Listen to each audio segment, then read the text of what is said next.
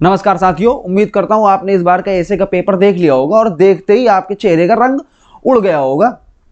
देखिए यूपीएससी है ना, यूपीएससी एसे के पेपर हो या अपना ओवरऑल अप्रोच हो उसे बदल रही। वो बिल्कुल नहीं चाहते कि रट्टू तोता टाइप के लोग हैं, वो चाहते हैं कि प्रशासक इस तरह के लोग हैं जो सोचने समझने वाले लोगों को, जो विचार करने वाले लोगों को, जो चीज़ों को कई पर्सपेक्टिव से देखना जानते हों। और ये जरूरी भी है। क्यों जरूरी है इसे हम समझते हैं। दरअसल देखिए, भारत जो है ना, भारत अपने आप में एक अनोखा राष्ट्र है। अनोखा क्यों? अनोखा इसे इसकी विविधता बनाती है। दुनिया में शायद ही कोई ऐसा राष्ट्र या देश होगा जहां इतनी विविधता पाई जाती। भारत, चाहे फिर वो हम भारत की नेचुरल डाइवर्सिटी, प्राकृतिक विविधता की बात कर लें, भारत में जहां एक तरफ पहाड़ है तो दूसरी तरफ पठार है, जहां एक तरफ हरे भरे मैदान तो दूसरी तरफ विशाल रेगिस्तान, जहां एक तरफ नदियों का जाल तो दूसरी तरफ समंदर का संसार। इसी तरह भारत की कल्चरल डाइवर्सिटी को आप ले लीजिए, सांस्कृतिक विविधता को, कल्चरल डाइवर्सिटी को। वो तो भारत के बारे में कहा ही जाता है कि भारत में कोस कोस पर पानी बदले, सवा कोस पर वाणी। भारत के बारे में से, भारत में तरह दुनिया का कोई भी ऐसा धर्म जो भारत में ना पाया जाता हो, किसी भी तरह की भाषा, संस्कृति, हर प्रकार के लोग भारत में पाए जाते हैं। तो एक जटिल सांस्कृतिक विविधता वाला देश है। ऐसे में ये जरूरी हो जाता है किसी भी प्रशासक के लिए कि वो चीजों को एक सीधे पर्सपेक्टिव, एक लीनियर पर्सपेक्टिव से न देखे, एक सिंगल दृष्टिकोण से न देखे, उसे मल्टीपल दृष्टिकोण से चीजों को देखना आता हो। उसे बहुआयामी अप्रोच आप जिसको कह लीजिए, उस तरह की थिंकिंग उसकी होनी चाहिए। दूसरा देखिए, दूसरा क्यों जरूरी है। दूसरा अगर हम बात करें, दुनिया जो है ना हाइपर कनेक्टेड हो रही। आज हम जिस ग्लोबलाइजेशन के दौर में है उसे हम हाइपर ग्लोबलाइजेशन कह सकते हैं। आज दुनिया के हर देश से हम इंटरनेट के थ्रू कनेक्ट है। आपस में राष्ट्र, भारत आपस में ही अपना इंटरनली अगर देखा तो हर राष्ट्र का हर राज्य आपस में एक दूसरे से ये कनेक्टेड है। और बड़ी समस्या हो, समाज देखिए, समाज जितना ही ज्यादा कनेक्टेड होगा, समाज उतना ही ज्यादा कॉम्प्लेक्स होता जाएगा।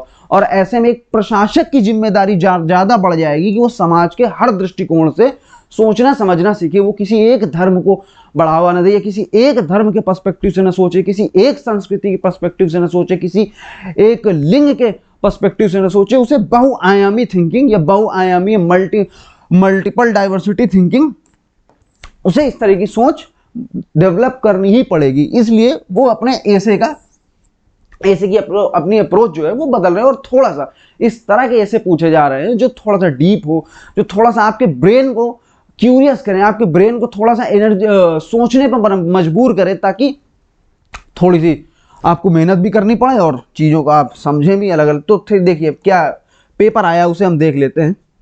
जैसे इसमें से पहला ऐसे ही पूछा गया है। क्या पूछा गया है? पूछा यह गया है कि सत्य कोई रंग नहीं जानता। ठीक, ये पढ़ते ही आपके अपने रंग उड़ जाएंगे। दूसरा क्या पूछा गया? दूसरा पूछा गया है, बिना लड़े ही दुश्मन को परास्त करना युद्ध की सर्वोच्च कला है। जैसे the supreme art of war is subdue the enemy without fighting. तीसरा ऐसे वो क्या पूछते हैं? तीसरा पूछते हैं, विचार एक दुनिया खोजता भी है और एक बनाता भी है। चौथा वो क्या पूछते हैं, सबसे अच्छे सबक कड़वे अनुभवों से सीखे जाते हैं। पांचवा वो क्या पूछते हैं, मैले पानी को अकेला छोड़ने से ही उसे सबसे अच्छा साफ किया जा सकता है। छठवां वो क्या पूछते हैं, वर्ष बहुत कुछ सिखाते हैं जो दिन कभी नहीं जानते। सातवां वो क्या पूछ रहे हैं, जीवन को एक यात्रा के रूप में देखना सर्वोत्तम है, ना कि एक गंतव्य के रूप में। ठीक। आठवां वो क्या पूछते हैं, संतोष स्वाभाविक संपत्ति है, विलासिता कृत्रिम निर्भरता है। Contentment is natural wealth, luxury is artificial poverty. अब आप देखिए अप्रोच देखिए उनकी, वो जिस तरह के ऐसे पूछ रहे हैं वो आप एक बार देखिए वो किस तरह की चीजें पूछ रहे हैं। इनमें से कोई भी ऐसे आपका ऐसा नहीं होगा जो आप बिना सोचे समझे, बिना दिमाग लड़ाए, बिना दिमाग को घोड़े इधर उधर दौड़ाए, इस पर एक शब्द आप, मैं कह रहा हूं, आप इस पर नहीं लिख सकते। अब देखिए आपकी अप्रोच क्या रहती है। आपकी अप्रोच ये रहती है कि आपका पूरा फोकस, पूरे साल आप तैयारी जिन चीजों की करते हैं, आपको जो पूरा फोकस जिन चीजों पर पूरे वर्ष रहता है आपका, वो क्या रहता है? वो रहता है GS1, GS2 और GS3। आपकी पूरी की पूरी अप्रोच यहां पर रहती है।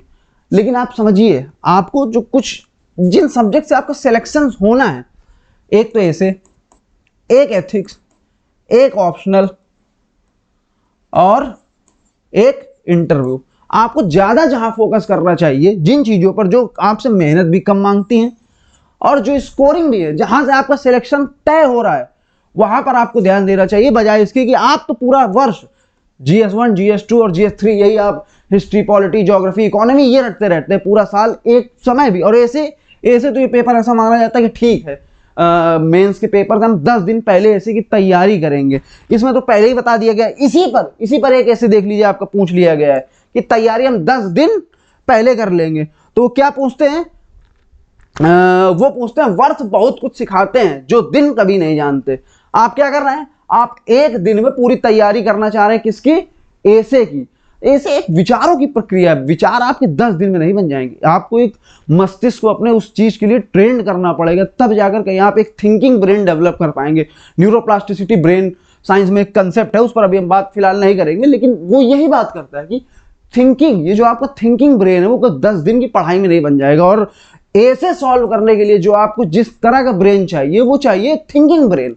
वहां आपसे विचारों की बात कर रहा है, आप कितने गहराई में जाकर सोच सकते हैं, आप कितने अलग अलग पर्सपेक्टिव से, कितने अलग अलग दृष्टिकोणों से उस पर सोच पा रहे हैं, तब जाके बात ज्यादा बन पा रही, तब जाकर आप उसे सॉल्व कर पाएंगे। ठीक, तो मैं अब यहां पर ऐसे आपको सॉल्व नहीं कराने वाला, मैं थोड़ा सा इन पर हम बात करेंगे खाली कि ये किस तरह की, इनको ओपन खाली करना हम सीखेंगे, ताकि आप ये अभी से तैयारी में अपने दिमाग में डाल लें कि किस तरह से इसको लेके इसकी तैयारी करनी। जैसे पहला ऐसे पूछा गया, सत्य कोई रंग नहीं जानता, ट्रूथ नोज नो कलर। कैसे, ऐसे सत्य कोई रंग नहीं जानता। पहला, ट्रूथ नोज नो कलर, ये आपका पूछा गया पहला ऐसे। अब देखिए, इस पे दो शब्द हैं। पहला तो है इसमें ट्रुथ। क्या है पहला, पहला इसमें आप ले लीजिए ट्रुथ, और दूसरा कलर। इनको आपको डिफाइन करना पड़ेगा। ये ट्रुथ नोज कलर क्या बात करना चाह रहा है, क्या ट्रुथ का मतलब हुआ, और कि देखिए ट्रुथ मतलब क्या हो गया। ट्रुथ मतलब यहां पर अगर जो ऐसे जो बात करना चाह रहा है वो है ऑब्जेक्टिविटी की बात कर रहा। किसकी बात कर रहा है ट्रुथ, निष्पक्षता की बात कर रहा है ट्रुथ। किसकी बात कर रहा है, निष्पक्षता की। किसकी बात कर रहा है, ऑब्जेक्टिविटी की बात कर रहा है, और किसकी बात कर रहा है, निष्पक्षता की, यूनिवर्सल ट्रुथ की बात कर रहा है, यूनिवर्सलिटी की बात कर रहा है, कि सार्वभौमिकता, इसकी बात कर रहा है। इन चीजों की, जहां पर ये ट्रुथ जो बात करता है वो इन चीजों की बात कर रहा है। वहीं पर जो कलर है, कलर किस चीजों की बात कर रहा है, कलर बात कर रहा है बायसनेस की। किसकी बात कर रहा है, बायसनेस की। देखिए इसको थोड़ा सा और समझते हैं। एक साइकोलॉजिस्ट हुए डेनियल काहनेमैन, बिहेवियरल साइकोलॉजिस्ट है, मैनेजमेंट की दुनिया में उनका बहुत बड़ा नाम है। उन्होंने एक बुक लिखी, डेनियल काहनेमैन की ही एक बुक है। बुक का नाम क्या है, थिंकिंग फास्ट एंड स्लो। ये बुक का नाम है डेनियल काहनेमैन की। उन्होंने बताया, देखिए क्या होता है ना, ब्रेन जो हमारा है ना, ब्रेन हमारी बॉडी का लगभग 2% हिस्सा है, लेकिन ये हमारी बॉडी की 25%, हमारी शरीर में जितनी भी ऊर्जा निर्मित होती है उसका 25% ऊर्जा ब्रेन को चाहिए होती। तो समझ लीजिए ब्रेन इतनी ज्यादा एनर्जी कंज्यूम करता है। अब ये और ज्यादा ना कंज्यूम करे, इसलिए ब्रेन कुछ ट्रिक्स अपनाता है। ट्रिक्स क्या अपनाता है, वो कोई भी डिसीजन, किसी भी निर्णय पर पहुंचने के लिए शॉर्टकट डेवलप करता है। शॉर्टकट, उन्हीं शॉर्टकट्स को क्या बोलते हैं, ह्यूरिस्टिक्स। क्या बोलते हैं, ह्यूरिस्टिक, कि ब्रेन एक शॉर्टकट डेवलप करेगा। और ये जरूरी भी है, एवोल्यूशनरी साइकोलॉजी में अगर आप देखेंगे तो ये बहुत जरूरी है। क्यों, इसको आप समझते हैं। जैसे मान लीजिए आप जंगल में घूम रहे हैं, अचानक से एक शेर आपके सामने आ जाता है। अब आप शेर को देख रहे हैं कि यार ये शेर है और ये इस कलर का है, यार ये क्या सोच रहा होगा, और इस बारे में सब आप सोच रहे हैं, मुझे भागना चाहिए या नहीं भागना चाहिए, और जबकि आपको दिख रहा है कि वो घूर के देख रहा है। तो तुरंत आपके ब्रेन ने क्या किया, तुरंत आपके ब्रेन ने जिस तरह की थिंकिंग वहां अपनाई, वो ह्यूरिस्टिक अपनाई। उसने तुरंत डिसीजन लिया कि नहीं, ये यहां पर खतरा है क्योंकि शेर है, यहां पर सबसे पहली जो चीज है वहां पर भागना है। तो ब्रेन ने क्या किया, वहीं पर वो दो तरह की थिंकिंग की बात करते हैं, सिस्टम 1 और सिस्टम 2। तो ब्रेन हमारा क्या करता है, ब्रेन हमारा इस तरह की ह्यूरिस्टिक शॉर्टकट डेवलप कर लेता है ताकि किसी भी निर्णय पर बहुत ज्यादा सोचना समझना ना पड़े। अब इसी शॉर्टकट निर्णय में कई बार होता क्या है, होता यह है कि हम बायसनेस डेवलप कर लेते हैं। क्या डेवलप कर लेते हैं? बायस डेवलप कर लेते हैं। जैसे बायसनेस भी एक तरह की ह्यूरिस्टिक थिंकिंग ही है, लेकिन ये निगेटिव पर अप्रोच में देखी जाती है, क्योंकि ह्यूरिस्टिक थिंकिंग अपने आप में एक अच्छी चीज है। क्योंकि आपको सोचिए, आपको अगर आप हर विषय पर बहुत ज्यादा सोच समझ रहे हैं, बहुत ज्यादा तर्क वितर्क कर रहे हैं, तो आपके मस्तिष्क पर कितनी ज्यादा मस्तिष्क को ऊर्जा उसके उस पर खपानी पड़ेगी, आपको ये सोचिए। और फिर एक धीरे धीरे आप जिस सिचुएशन पर आ जाएंगे उसे बोलते हैं मेंटल फटीग, कि ब्रेन एक टाइम पे बिल्कुल आपका फॉग में हो, ब्रेन फॉग जिसे कंडीशन को बोलते हैं, कि ब्रेन काम करना ही बंद कर देगा, सोचना समझना ही बंद कर देगा। क्यों? क्योंकि हर निर्णय उस पर आपको सोचना पड़ रहा है, इसलिए ब्रेन ने ह्यूरिस्टिक डेवलप कर ली, ताकि ये जरूरी भी है। लेकिन इसके कुछ निगेटिव परिणाम होते हैं, और वो निगेटिव परिणाम क्या होते हैं? वो यही होते हैं कि हम बायसनेस डेवलप कर लेते हैं। जैसे कि अगर आप मान लें कि आप एक अमुक धर्म से मान लीजिए संबंध रखते हैं, मान लीजिए, और आप बड़े कट्टर धार्मिक व्यक्ति हैं, और तुरंत आपके ब्रेन ने क्या किया, दूसरे धर्म के प्रति बायसनेस डेवलप कर ली। कि अगर आप एक मान लीजिए हिंदू हैं, तो आप ये कट्टर हिंदू, तो आप ये मान के चलेंगे कि हाँ नहीं, ये मुस्लिम व्यक्ति है तो ये बेकार ही होगा, ये व्यक्ति अच्छा होगा ही नहीं। या एक आप कट्टर मुस्लिम व्यक्ति हैं, तो आप ये मान कर चलेंगे कि नहीं, ये एक हिंदू व्यक्ति है तो ये अच्छा होगा ही नहीं होगा। ये क्या कर रहे हैं आप ये बायसनेस डेवलप कर रहे हैं। क्या कर रहे हैं आप? बायसनेस डेवलप कर रहे हैं। तो डेनियल काहनेमैन अगर इसको ओपन करेंगे तो वो यही करेंगे। ट्रुथ मतलब क्या होता है? ट्रुथ मतलब एक यूनिवर्सल ऑब्जेक्टिविटी, निष्पक्षता की बात कर रहा। और जैसे ही आप उसमें कलर, ट्रुथ नोज कलर, मतलब सत्य निष्पक्ष है। सत्य किस तरह से है? सत्य एक कांच की तरह है, श्वेत, एक सत्य शुद्ध जल की तरह है, कि उस पर किसी, अब आप समझिए, आप एक जल को जिस चश्मा लगा के देखेंगे, जिस कलर के चश्मे से देखेंगे, दुनिया वैसी ही दिखेगी, जल वैसा ही दिखेगा। आपने लाल कलर का चश्मा लगाया, दुनिया आपको लाल दिख रही है। आपने हरे कलर का चश्मा लगाया, दुनिया आपको हरी दिख रही है। तो यहां पर जो कलर की बात करी जा रही, वो आपके यही बायसनेस की बात करी जा रही, कि किस तरह से आप बायस्ड हो जाते हैं कई बार, एक धर्म को लेकर, एक जाति को लेकर, एक लिंग को लेकर, एक क्षेत्र को लेकर, इन सारी चीजों को लेकर आप कई बार बायस हो जाते हैं। तो ये ऐसे जो बात करता है वो यही बात करता है कि ट्रुथ, जो सत्य है ना, उसका कोई कलर नहीं होता, वो निष्पक्ष है। अब जैसे इसके आप उदाहरण देख लीजिए, कहीं भी आप लगा लीजिए, इसको जैसे आप देख लीजिए, अगर आप समाज में देखेंगे, समाज में इसको देख लीजिए, तो पहली चीज क्या निष्पक्ष होगा भाई? हर लिंग, जैसे आप लिंग भेद आप देख लीजिए, अगर आप लिंग भेद की बात कर रहे हैं, आप ये मानकर चल रहे हैं कि पुरुष जो है, पुरुष ज्यादा बुद्धिमान, ज्यादा शक्तिशाली, और उसको इसलिए उसको कुछ अलग से सुविधाएं देनी चाहिए, और महिलाएं थोड़ा सा कम बुद्धिमान होती हैं, उनको अलग तरह की सुविधाएं देनी चाहिए। ये सत्य नहीं है। सत्य क्या है? दोनों ही समान है। सत्य क्या है? सत्य दोनों को एक नजर से देखता है, वो चाहे महिला हो और चाहे पुरुष। सत्य के लिए ये दोनों ही समान है। फिर यहीं पर आपके आ जाते हैं राजा राम मोहन राय जैसे समाज सुधारक, जो ये बात करते हैं कि सती प्रथा जैसी चीजें ये सत्य नहीं है, ये आप गलत कर रहे हैं। तो सत्य क्या हुआ? फिर आप उसी में आ जाते हैं आपके ज्योतिबा फूले राव जैसे लोग, जो स्त्री शिक्षा पर कितना सारा काम करते हैं। क्यों? क्योंकि ये अगर आप ये मान के चल रहे हैं कि समाज में सिर्फ एक वर्ग को पढ़ने और शिक्षा का अधिकार है, तो ये कहीं ना कहीं गलत है। ये सत्य नहीं है। सत्य निष्पक्ष होता है।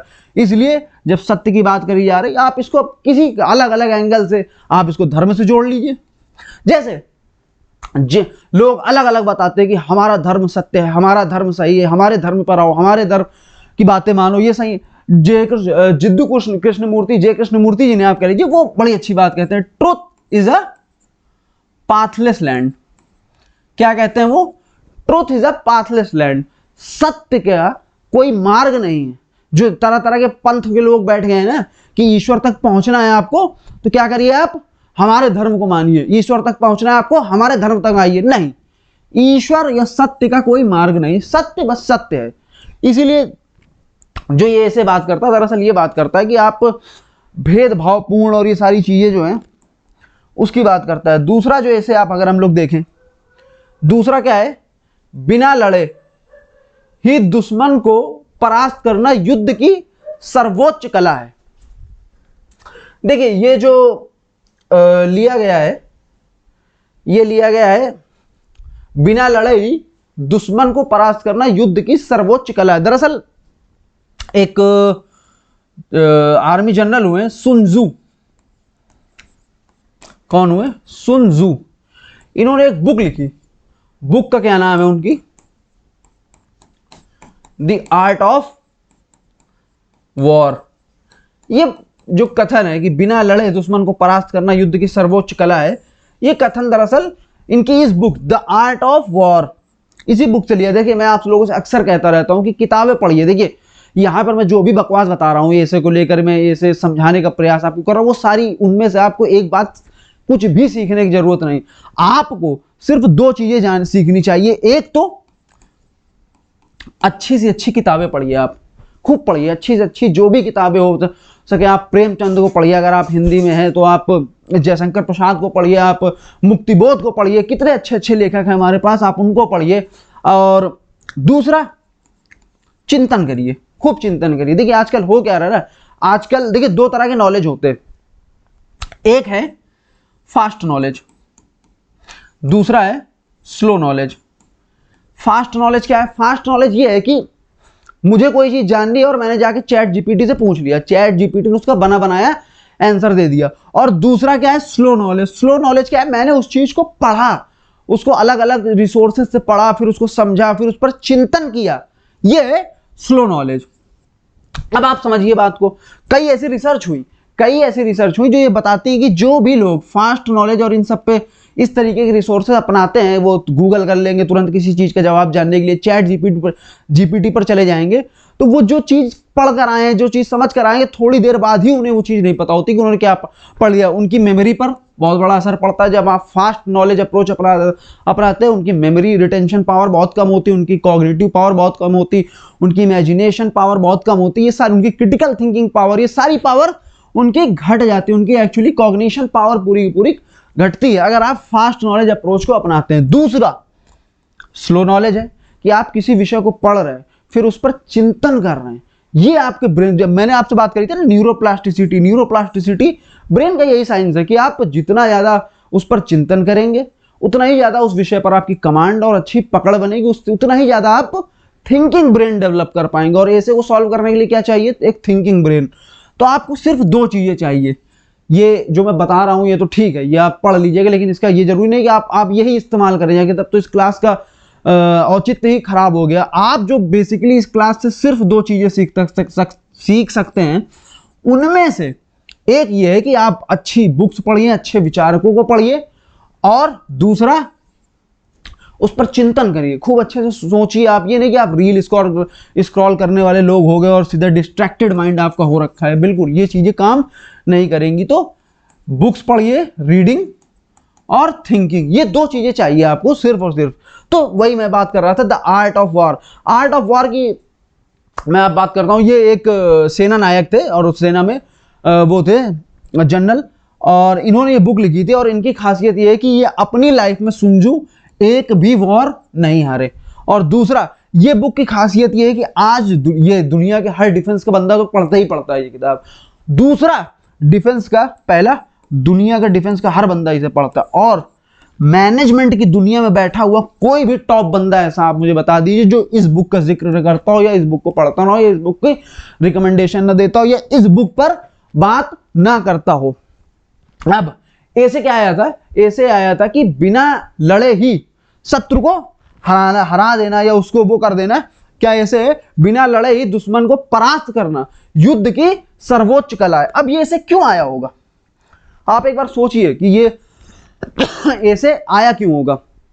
दरअसल ये ऐसे इसलिए आया है कि अभी देखिए बीच कितने सारे वॉर चल रहे थे, ये रशिया यूक्रेन वॉर चल रहा था, फिर अभी पाकिस्तान में मतलब की तरफ से आतंकवादी हमला हुआ भारत पर, फिर उस समय पूरा देश इमोशनल हो गया और पूरा देश एक साथ ये बात चिल्ला रहा था कि बस आप क्या करिए, पाकिस्तान को निस्त नाबूद कर देंगे और उसे हम खत्म कर देंगे, दुनिया के नक्शे से मिटा देंगे। ये सारी चीजें हो रही थी, पूरा देश इमोशनल था कि अब तो मोदी जी को वॉर कर ही देनी चाहिए। लेकिन दिक्कत क्या है? दिक्कत यही है कि आज जो हमारी इकोनॉमी है ना, एक हाइपर कनेक्टेड इकोनॉमी है।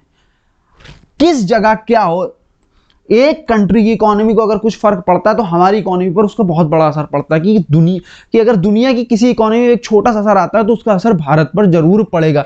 अब जब आप वॉर की बात कर रहे हैं ना, तो आप पूरे पाकिस्तान की इकोनॉमी खत्म करने की बात कर रहे हो। जब वॉर की आप बात कर रहे हैं तो आपके देश में भी तो डिस्टर्बेंस आएगी, आप भी तो कई वर्ष पीछे चले जाएंगे। तो वॉर अपने आप में एक बड़ी अच्छी स्ट्रेटजी नहीं मानी जाती। इसीलिए ये जो ऐसे बात करता है वो क्या करता है कि बिना लड़े शत्रु को परास्त करने की जो सर्वोच्च कला है वो होनी चाहिए आपके पास, कि आप हथियार भी ना उठाएं और शत्रु को परास्त कर दें। तो उस पर फिर आ जाती है, आप कूटनीति का इस्तेमाल करें, आप साइकोलॉजिकल वॉरफेयर का इस्तेमाल करें, आप कल्चरल वॉरफेयर का इस्तेमाल करें, आप सॉफ्ट पावर का इस्तेमाल करें, ये सारी चीजें। और भारत ने किया, भारत ने उनकी नदियों को पानी बंद कर दिया, भारत ने और कई तरीके अपनाए, ये सारी चीजें भारत ने करी। अब देखिए इसको हम कई जगह इस्तेमाल कर सकते हैं इस कथन को। जैसे दूसरा आप समझिए, और वॉर आपके, अब खाली ये युद्ध की किताब नहीं है, देखिए किताब तो युद्ध के लिए लिखी गई थी, लेकिन इसका जीवन में हर पहलू पर आप इसका असर देख सकते हैं। ये जीवन भी तो अपने आप में एक संघर्ष है, अपने आप में एक युद्ध है। हमारे हर जीवन के हर मोर्चे पर किसी न किसी के साथ हमारा युद्ध है। कहीं हमें अपने माँ बाप से लड़ना पड़ता है अपने सपनों के लिए, तो कभी हमें अपने प्रेमी से लड़ना पड़ता है, तो कभी हमें अपनी प्रेमिका से लड़ना पड़ता है, तो कभी हमें अपनी पत्नी से, तो कभी पति से। तो आप ये समझिए इसका इस्तेमाल आप कहाँ कहाँ कर सकते हैं और सारी चीजें। कल्चरल वॉर की आजकल बात चलती है, धार्मिक युद्ध और ये सारी चीजें जो बात चल रही हैं, ये सारी चीजें यहाँ पर आप सिर्फ ये जो ऐसे बात कर रहा है वो बात ये कर रहा है कि लड़ना नहीं, हथियार नहीं उठाना है। क्यों? क्योंकि उसके दूसरे भी तरीके अपना जा सकते हैं। उसमें आप साइकोलॉजिकल वॉरफेयर आप अपना लीजिए। जैसे आप देखिए भारत की जो डिफेंस सेना है, बड़े बड़े INS विक्रांत जैसे जहाज शिप बनाती है, फिर हम राफेल वगैरह लेकर आते हैं। ये क्या है? एक साइकोलॉजिकल डिटरेंस, ये तो है एक साइकोलॉजिकल वॉरफेयर ही तो है। कोई हमसे युद्ध करने से पहले कई बार सोचेगा कि ये इनके पास सारी चीजें। फिर न्यूक्लियर वेपन, ये भी एक तरह की एक स्ट्रेटजी होती है कि कोई कंट्री न्यूक्लियर वेपन है तो युद्ध अक्सर होगा कि ये टलेंगे ही टलेंगे। तो ये सारी तकनीकें होती हैं। तो यहां पर इस तरीके की बातें हो रही थी। दूसरा तीसरा जो ऐसे है वो बात करता है विचार एक दुनिया खोजता भी है और एक बनाता भी है। Thought finds a world and create one also. देखिए क्या बात कर रहा है, ऐसे बात ये कर रहा है कि मान लीजिए ये है थॉट है ना, अब इसको आप कह लीजिए क्या, विचार। तो दो बातें ये कह रहा है। क्या दो बातें कह रहा है? एक बात तो ये कह रहा है कि विचार जो है, पहली बात ये क्या कह रहा है, विचार एक दुनिया खोजता है। और दूसरी ये क्या बात कर रहा है? दूसरी ये जो बात कर रहा है वो ये कि विचार एक दुनिया बनाता भी है ना।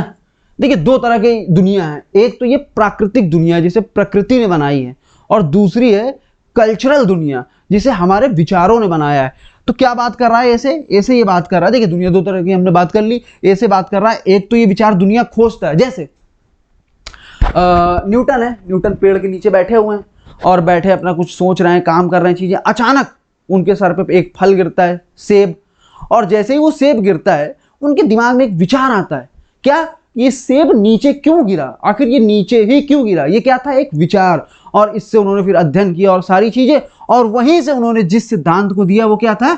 ग्रेविटी। अब देखिए क्या किया इन्होंने, ग्रेविटी के माध्यम से एक दुनिया को इन्होंने खोज निकाला। विचारों के माध्यम से इन्होंने एक दुनिया को खोज निकाला और वो ग्रेविटी की दुनिया थी। तो प्रकृति के जो भी रहस्य और वो सारी चीजें हम खोजते, वो सारे विचारों के माध्यम से ही तो खोजते हैं। फिर चाहे हमने दूर किसी गैलेक्सी को खोज लिया हो, कभी तो किसी के विचार आया होगा ना कि इस ब्रह्मांड या इस सोलर सिस्टम के अलावा या इस पृथ्वी के अलावा भी ऐसे और कई ग्रह हो सकते हैं, और हमने उस पर काम किया और देखिए आज हमें सारी चीजें पता चलती जा रही। तो विचार एक दुनिया खोज भी रहा। वो कौन सी दुनिया है? वो प्रकृति की दुनिया है। और दूसरी, विचार एक दुनिया बनाता भी है। कौन सी दुनिया बना रहा विचार? विचार धर्म की दुनिया बनाता है। धर्म क्या है? दरअसल धर्म एक विचार ही तो है। और विचार ने कौन सी नई दुनिया बना दी? धर्म बना लीजिए आप, संस्कृति बना लीजिए, विचार ने संस्कृति की एक दुनिया बना दी। और विचार, राष्ट्र क्या है? राष्ट्र विचारों की ही निर्मित तो है। दूसरा, अगर आप मॉडर्न पर्सपेक्टिव में आप ले लीजिए थोड़ा सा और डिजिटल युग में आज आजकल आप लोग रहे हैं, तो इंटरनेट क्या है आजकल? इंटरनेट एक विचार है और ये अपने आप में पूरी एक दुनिया है, इंटरनेट की पूरी वर्चुअल वर्ल्ड। और आज तरह के विचारों, किस तरह की दुनिया बात चल रही? Virtual reality. ये भी क्या है? ये सारी दुनिया जो है ये विचारों ने बनाई है। और ये जो दुनिया है, ग्रेविटी और प्रकृति के कोई भी आप गुण रहस्य ले लीजिए, प्रकृति किस तरह से काम करती है, प्रकृति की कितने तरह के रहस्य, इनको खोजते भी हैं विचार। देखिए आप, विचार दोनों तरह के काम कर रहे हैं। तो ये जो बात उसमें चल रही थी कि विचार एक दुनिया खोजता भी है और विचार एक दुनिया बना भी रहा। तो विचार एक दुनिया खोज भी रहा और विचार एक दुनिया बना भी रहा। एक बड़ी अच्छी बुक है होमो सेपियंस, डॉक्टर युवाल नोआ हरारी की। मैंने फिर आपसे कहा, किताबें अगर आप अच्छी नहीं पढ़ेंगे तो फिर कुछ आपका हो नहीं सकता दरअसल। और अब मैंने कई टॉपर्स को पढ़ा है, उनके इंटरव्यू पढ़ा है, मैंने देखा है कि उन्होंने बड़ी अच्छी अच्छी किताबें पढ़ रखी होती हैं। तो आपको भी किताबें, और हिंदी माध्यम का तो पाठक या स्टूडेंट तो बहुत ही कम किताबें पढ़ता, वो पढ़ता ही नहीं मेरे ख्याल से। तो किताबें तो आपको पढ़नी ही पढ़नी है। आपकी अप्रोच क्या रहती है? आपकी अप्रोच ये रहती है कि पहले सिलेबस हमारा खत्म हो जाए और फिर हम अच्छे से किताबें पढ़ते हैं, और फिर आप पढ़ते पढ़ते कुछ है नहीं, लेकिन 10 मिनट पढ़िए, लेकिन पढ़िए तो जरूर। तो मैं बात जो कर रहा था, बुक है एक युवाल नोआ हरारी की। दरअसल हरारी की कई किताबें हैं, जैसे एक होमो सेपियंस है ना, एक है होमो डेयस, और एक है 21st lesson for 21st century, ठीक, फॉर 21st सेंचुरी। और एक अभी उनकी नई बुक आई है, वो कौन सी है? नेक्सस। अब ये किताबें आप थोड़ी थोड़ी तो पढ़ ही लीजिए। अब मतलब रोज 10 पेज आप पढ़ेंगे तो कम से कम पढ़ ही ले लेंगे पूरी। तो ये किताबें आपको जरूर पढ़नी चाहिए, होमो सेपियंस, होमो डेयस, और ये आपकी 21st lesson for 21st century, nexus. तो मैं होमो सेपियंस की बात कर रहा था। होमो सेपियंस में उन्होंने विचार को समझाया, दरअसल ये थॉट। दरअसल देखिए, होमो सेपियंस में उन्होंने 3 तरह की क्रांति की बात करी। 3 तरह की क्रांति कौन कौन सी? पहली उसमें थी कॉग्निटिव रेवोल्यूशन। क्या था? Cognitive revolution. दूसरा था, वो था एग्रीकल्चर रेवोल्यूशन। तीसरी यहां लिख लेते हैं, मान लीजिए, तीसरी थी साइंटिफिक रेवोल्यूशन। ये 3 क्रांतियों की उन्होंने बात करी होमो सेपियंस में। अब कॉग्निटिव रेवोल्यूशन की आप बात करते हैं, है ना, क्या बात करते हैं? देखिए, एक समय था, होमो सेपियंस हमें कहा जाता है मनुष्यों की विद्यमान प्रजाति, इसलिए होमो सेपियंस हमें कहा जाता है, और इसलिए कहा जाता है क्योंकि हम विचार कर सकते हैं। हुआ क्या? देखिए, ये विचार ही है जिनकी ताकत से मनुष्य, जो एक समय फूड चेन में, आप देखिए कहीं यहां आता था तो आज फूड चेन या पूरे इकोलॉजिकल सिस्टम का बादशाह बन बैठा है, उसका सिर्फ और सिर्फ अगर एक कारण मुझसे कोई पूछे तो वो है हमारे विचार करने की क्षमता, हमारी थॉट पावर, कि हम सोच पा रहे हैं, वो हमारी सबसे बड़ी ताकत है। उसमें उन्होंने पूरी तरीके से बात कर रखा है कि किस तरह विचारों से हमने प्लान और स्ट्रेटजी और कल्पनाएं, विचारों से ही तो हमने कल्पना करनी सीखी। देखिए ना, इसको और समझते हैं थोड़ा सा, क्या हुआ उन्हें विचार। देखिए, एक साइकोलॉजी में एक वो चलता है number, Dunbar number. Robin Dunbar ने दरअसल एक एंथ्रोपोलॉजिस्ट थे, उन्होंने दिया था वो डनबर्स नंबर, उसको बोलते हैं 150।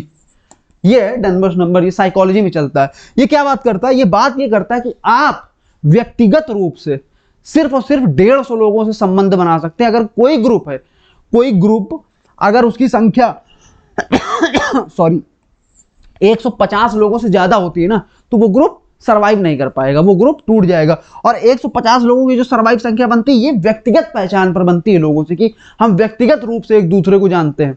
अब समझिए, दिक्कत ये है कि सिर्फ 150 लोग हैं, तो 150 लोगों की दम पर हम बहुत बड़ी क्रांति नहीं ला सकते, हम पूरे इकोलॉजिकल सिस्टम के बादशाह नहीं बन सकते।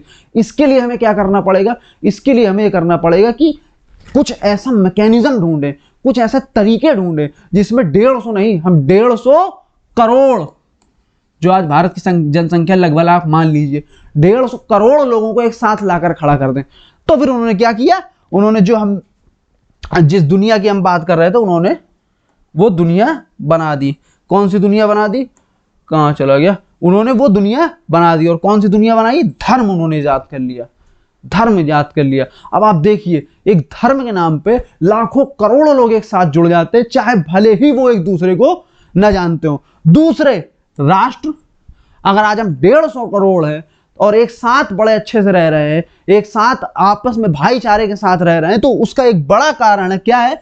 वो ये विचार है कि राष्ट्र जैसा एक विचार हम लेकर चले आए और उस विचार ने 150 करोड़ लोगों के एक साथ जोड़ दिया। अब 150 करोड़ लोगों की पावर एक साथ है और आप सोचिए क्या से क्या कर सकते हैं। और ये क्यों हम कर पाए?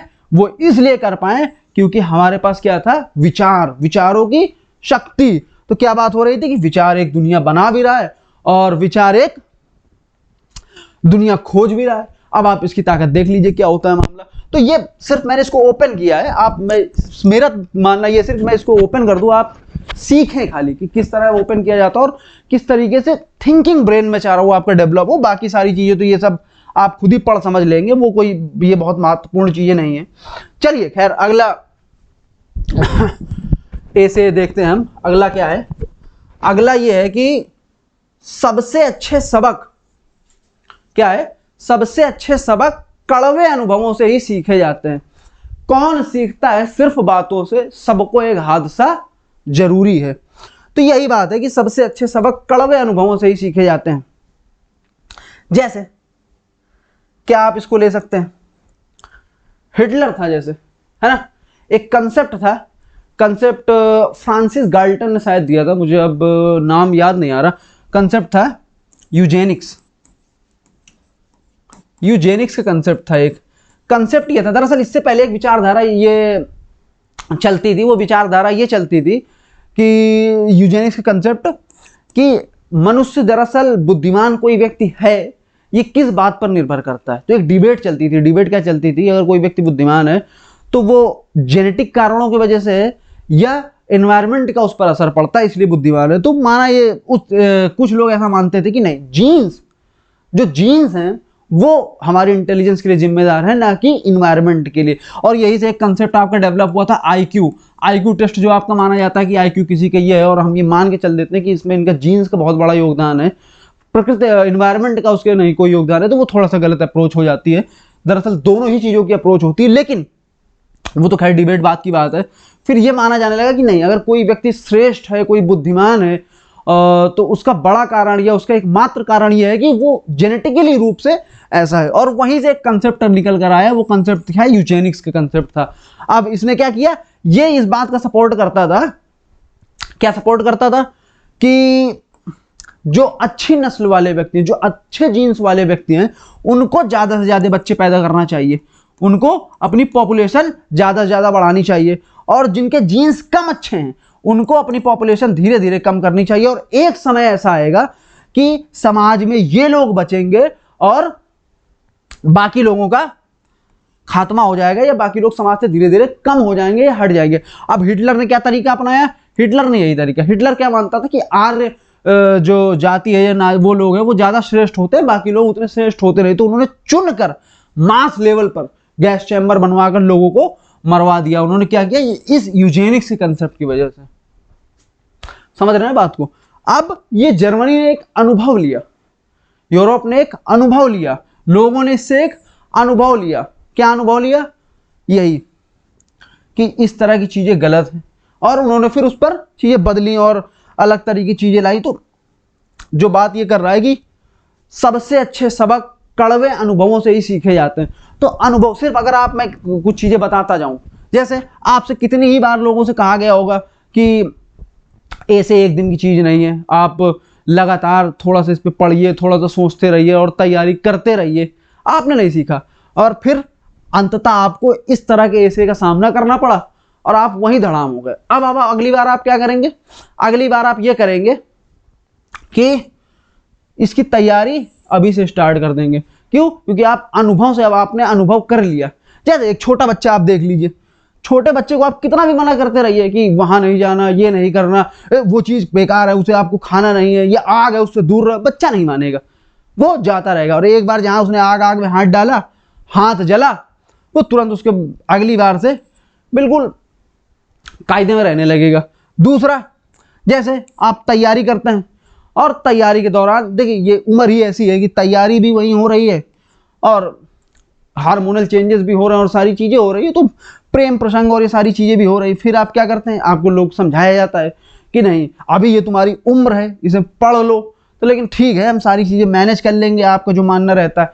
फिर आप मैनेज कर पाते नहीं हैं और अंततः 1 साल आपका, 2 साल आपके बर्बाद चले जाते हैं। अब आपने अनुभव सीख लिया कि जहां भी थे और ये सब बड़ा, इसको मैनेज करने में ऐसे लड़ाई झगड़े और ये सारी चीजें जो भी होती हैं वो सारी चीजें, इसके चलते आप यहाँ रह जा रहे हैं। अगर आप सिर्फ कोई उस समय आपको बताता कि अरे नहीं ये चीजें अभी नहीं, ये बाद में चीजें हैं, अभी तुम सिर्फ पढ़ाई पे दो, कैसी बातें करते हैं सर, यही तो हमारी उम्र है और फिर हमसे बड़ा कोई मैनेजमेंट गुरु है क्या, है? हमने सब सीख रखा है, हम सब मैनेज कर लेंगे। अरे इसी की तैयारी करने आए हैं, आईएएस बनना है, कल जाके हमें जिले को मैनेज करना है, राष्ट्र को मैनेज करना है, तो अभी जिसकी हम प्रैक्टिस कर रहे हैं मैनेज करने की। फिर जब एक अनुभव आपको मिल जाता है तो फिर आप थोड़ा सा लाइन में आ जाते हैं। खैर, अगला ऐसे थोड़ा सा हम अब जल्दी जल्दी इनको निपटाने की कोशिश करेंगे। आपके सब्र का ज़्यादा इम्तिहान मैं नहीं लेना चाहूँगा। ये क्या है, मैले पानी को अकेला छोड़ने से ही उसे सबसे अच्छा साफ किया जा सकता है। अब एक तो इसका लिटरल मीनिंग हम देख लेते हैं। लिटरल मीनिंग क्या है? लिटरल मीनिंग ये है कि मैले पानी को अकेला छोड़ने से ही उसे सबसे अच्छा साफ किया जाता है। कि पानी गंदा हो गया और गंदा होते ही हमने क्या किया कि थोड़ी देर उसे छोड़ दिया। अब जब थोड़ी देर छोड़ दिया तो क्या हो जाएगा, स्थिर होगा, और जब स्थिर होगा तो जो भी धूल और मिट्टी के कण होंगे वो धीरे धीरे नीचे बैठते जाएंगे और शांत होते जाएंगे। तो क्या चाह रहे हैं आप? यूपीएससी आपसे यही पूछना चाह रहा होगा? नहीं, दरअसल यूपीएससी आपसे ये पूछ रहा है कि कई बार क्या होता है कई बार होता ही है कि मान लीजिए जैसे आपके किसी से झगड़ा हो गया, लड़ाई हो गई। अब कई बार आप क्या करते हैं कि उस समय उस रिश्ते को या जो भी चीजें उनको सही करने का प्रयास करते हैं, और उस सही करने के प्रयास में आप चीजें और गड़बड़ कर देते हैं। फिर आपका मन नहीं मानता कि यार ये मुझे सही करना है, चाहे जो हो जाए वैसे सही करके रहूंगा। फिर आप एक प्रयास करते हैं और उसी प्रयास के चलते आप फिर कुछ ऐसा कर बैठते हैं कि उसमें फिर कुछ ना कुछ गड़बड़ हो जाती है। तो सबसे अच्छा तरीका यह है कि समय पर उसे छोड़ दीजिए। समय पर, time is a best medicine for healing. समझ रहे कि समय पर आप उसे छोड़ दीजिए, धीरे धीरे वो अपने आप रिश्ता या जो भी चीजें हैं, आपका जो भी मुद्दा है वो हील करने लगेगा। समय से बड़ा कोई मलहम नहीं है जो जख्म को भरता हो। तो दरअसल वो इस तरह की अप्रोच अपनाना चाह रहे हैं। अब इस पर हम विस्तार से तो अभी नहीं जा सकते। वर्ष बहुत कुछ सिखाते हैं जो दिन कभी नहीं जानते। इस पर मैं अभी बात ही आपसे मैं कर रहा था कि आप जो स्ट्रैटेजी अपनाते हैं, क्या स्ट्रैटेजी अपनाते हैं आप? स्ट्रैटेजी जो ऐसे को लेकर स्ट्रैटेजी अपनाते हैं कि यार ऐसे ये सब क्या पेपर है, ये तो हम सब निकाल ही लेंगे। आप पूरे साल तैयारी किस चीज की करते रहते हैं? जीएस 1 2 3, बस पूरा आपका फोकस वहां रहता है। ये तो 10-15 दिन की बात है हमारी, ये तो हमारे बाएं दिमाग का कमाल है, दायां तो हमें लगाना ही नहीं पड़ेगा इसके लिए। और फिर अंततः क्या होता है, आप धड़ाम हो जाते हैं। तो वो दरअसल यही बताने की कोशिश करें कि जो परिपक्वता है, दरअसल मैच्योरिटी है, वो धीरे धीरे आती है, एक दिन का काम नहीं है। आप लगातार कंसिस्टेंट रहें उस पर, लगातार आप सोचते रहें, विचार करते रहें, तब जाकर आप उसमें निपुणता पाते हैं। तो जिस तरह की वो बात कर रहे हैं कि कोई भी इस तरह की चीजें वो एक दिन में नहीं आते, इसके लिए आपको एक लंबा अनुभव चाहिए होता है। आप एक दिन में किसी चीज के मास्टर नहीं हो सकते, आपको वर्षों उस पर सीखना पड़ेगा, अनुभव आपको उसके लाना पड़ेगा। तो इस तरह की जो बात कर रहा है, अब इनको हम थोड़ा जल्दी जल्दी निपटा देंगे। दूसरा, ये 7वां ऐसे जो है, जीवन को एक यात्रा के रूप में देखना सर्वोत्तम है, ना कि एक गंतव्य के रूप में। दरअसल होता क्या है ना, होता यह है कि हम सब अपनी लाइफ बड़ी स्क्रिप्टेड जीते हैं। स्क्रिप्टेड लाइफ का मतलब ये हो गया, अब आप में से 99% लोगों की लाइफ मैं बता दे रहा हूं कि पैदा हुए, आपका जन्म हुआ, फिर आपकी एजुकेशन हो गई, मान लीजिए आपने 1 से 12 तक कर ली, ठीक है। फिर आपका थोड़ा सा ग्रेजुएशन वगैरह आ जाएगा, तो आप हिंदी मीडियम से हैं तो आप बीए बीएससी वगैरह ये सब कर लेंगे। आजकल थोड़ा सा बीसीए वगैरह भी चल रहा है। फिर आप थोड़ा सा पापा आपके ज़्यादा और वो होंगे तो यूपीएससी करवा देंगे, या फिर कुछ लोग आईआईटीएन, या फिर और क्या आईआईटी, और दूसरा क्या नीट, ये सारी चीज़ें। फिर एक अच्छी नौकरी मिल जाएगी, मान लीजिए कहीं ग्रुप ए में भी मिल गई, बी में मिल गई, सी में मिल गई, डी में मिल गई, या यूपीएससी हो गया, सारी चीज़ें जो है। फिर क्या है, फिर यह है कि आप शादी हो जाएगी और फिर बच्चे हो जाएंगे, फिर उनका जीवन, ये स्क्रिप्टेड लाइफ है। ये इसी तरीके से हम आप सब लोग जीते हैं, 99% लोग इस तरह की स्क्रिप्टेड लाइफ। अब पता क्या, हम यहां तक तो कुछ है ही नहीं। हम अभी क्या है, जब तक तैयारी कर रहे हैं सारी चीजें, हम क्या चाह रहे हैं कि पहले एक हम गोल सेट करते हैं अपनी लाइफ में। गोल क्या है हमारी लाइफ का? गोल ये है कि एक अच्छी नौकरी मिल जाए, हमारा करियर सेट हो जाए, जीवन सेट हो जाए, और शादी हो जाए अच्छी थी, तब हम खुश रहना स्टार्ट करेंगे, तब हम जीवन में बाकी सारी चीजें करेंगे। एक मेरा मित्र है, वो तैयारी कर रहा है, मैंने उससे बोला था कि कुछ यार अच्छी किताबें भी पढ़ लिया करो कुछ। तो कहता हम भाई बिल्कुल पढ़ेंगे और हम बहुत ज्यादा पढ़ना भी चाहते हैं, लेकिन एक बार हमारा सिलेक्शन हो जाए ना, उसके बाद फिर हम पढ़ेंगे, देखना फिर खूब किताबें पढ़ेंगे। हमें भी बहुत पढ़ना पसंद है, लेकिन हम किताबें सिलेक्शन के बाद पढ़ेंगे।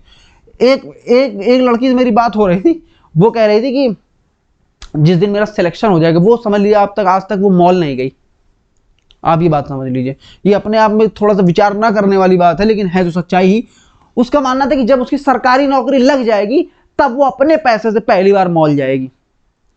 ये लाइफ जीने का तरीका है। लाइफ जीने का तरीका क्या है कि हम एक गोल सेट कर लेते हैं। मान लीजिए अगर हम यहां पर हैं, ये पॉइंट ए है और ये पॉइंट बी, ये हमारा गोल, ठीक।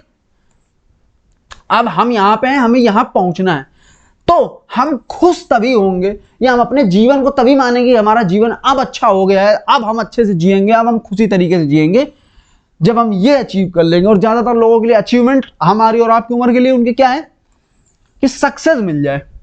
हम इस पूरी यात्रा, आप समझिए ना, आप तैयारी कर रहे हैं, कितना कुछ आपको सीखने को मिल रहा है। आप हिस्ट्री पढ़ रहे हैं, आप इकोनॉमी पढ़ रहे हैं, आप ज्योग्राफी पढ़ रहे हैं, आप पॉलिटी पढ़ रहे हैं, आपके ऑप्शनल जो भी हो, सोशोलॉजी, एंथ्रोपोलॉजी और हिंदी लिटरेचर, फिलॉसफी, जो भी, कितना सारा आपको जानने को मिला। लेकिन आपका एक पूरा गोल क्या होता है कि बस एक सिलेक्शन किसी तरीके हो जाए मेरा। आप उस यात्रा, जो आपकी रीडिंग, जो आप सीख रहे हैं, जो आपकी लर्निंग है इस पूरी यूपीएससी की जर्नी के दौरान, उसको आप पूरा का पूरा क्या कर रहे हैं, मटिया मेल कर रहे हैं। आप उससे कुछ सीखना ही नहीं चाह रहे, आप उसको एंजॉय ही नहीं कर रहे। और जब तक एंजॉय नहीं करेंगे, आपका फोकस, आपको तैयारी को ही ले लीजिए ना, आप तैयारी यहां पे हैं और आपका फोकस पूरा क्या होता है कि यहां पे सिलेक्शन, किसी तरीके से हमारा सिलेक्शन हो जाए, पर उस चक्कर में आप क्या करते हैं, इस पूरे प्रोसेस को एंजॉय करना बंद कर देते हैं कि कितना कुछ आप सीख सकते हैं। और फिर ठीक से पढ़ते नहीं, जब आपका गोल ही पूरा एग्जाम ओरिएंटेड होता है, तो फिर कहां से थिंकिंग ब्रेन डेवलप कर लेंगे आप वही चीजों को क्या करते रहेंगे, रटते रहेंगे और रटते ही रहेंगे। आप इस पूरे प्रोसेस को एंजॉय नहीं करेंगे। तो बहुत से ऐसे तरीके होते हैं जहां पर आप ये वो कर सकते हैं। फिलहाल मैंने ये वो दे दिया आपको ओवरव्यू की किस तरीके से इसे खोलना है। दूसरा क्या है, संतोष स्वाभाविक संपत्ति है, विलासिता कृत्रिम निर्धनता, contentment is natural wealth, luxury is artificial poverty. संतोष एक कंसेप्ट है, दरअसल साइकोलॉजी में चलता है, हेडोनिक एडेप्टेशन। समझे क्या होता क्या है कि यार अभी मेरे पास साइकिल नहीं है, तो क्या हो जाए, साइकिल मिल जाए बस। फिर चलिए किसी तरीके से आप जीवन में आपकी साइकिल मिल जाती है, फिर कहते हैं यार नहीं साइकिल नहीं, बाइक मिल जाती ना, तब बात फिर कुछ बन पाती है। फिर आप वो चीज़ें रहती है, फिर बाइक मिल जाती है, फिर क्या होता है, फिर आप बाइक हो गई, फिर एक अच्छी कार हो जाए ना, तब ज़्यादा सही है। कार आ गई, नहीं यार ये वाली छोटी है, थोड़ा सा और अच्छी कार हो जाए, चलिए फिर ये 5 सीटर थी, फिर आप 7 सीटर ले आए।